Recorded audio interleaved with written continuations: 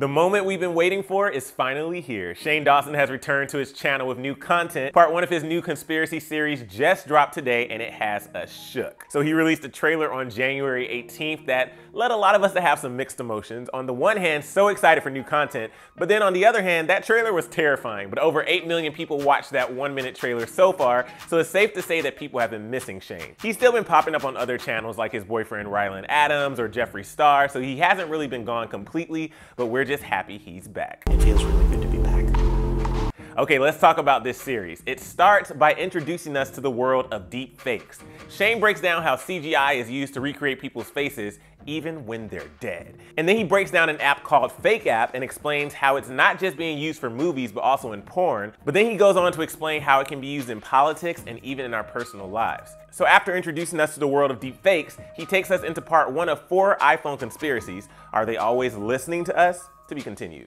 Then he goes on to look at the aftermath of the Woolsey fire, and I have to admit I got pretty emotional, but what they were trying to understand is how a house can burn to ashes, but then a house right next door could be just fine. They also showed that it wasn't just celebrities and rich people affected. Moving on, we get to iPhone part 2, which shows that not only are they listening to us, but they are also accessing our camera. He used live photos for an example, and it honestly creeped me out. But then he moves on to show us how cartoons, games, and nursery rhymes have been glorifying suicide for years, and how they're using subliminal messages to brainwash our children. But then we go back to iPhone part 3 where he breaks down an app called Zepeto, which looks harmless, but is it? After that, he breaks down Disney's Frozen and why he thinks they really did a movie called Frozen, and I swear it blew my mind. Is Walt Disney really trying to return in the future? Probably. Next, he breaks down advertising and how we're tricked into buying certain things and explores that whole Hollister and Abercrombie and Fitch thing, you know, loud music and shirtless models. Why? He explains it. Then there's iPhone part 4, and that's when I realized that pretty much we're all screwed. They know everything. And then finally he breaks down a conspiracy surrounding the California fires and how certain things just really don't make sense. Honestly, just do yourself a favor and go watch it if you haven't already, because Shane and Andrew did not disappoint. Leading up to the series, Shane posted some pretty interesting tweets to get us excited.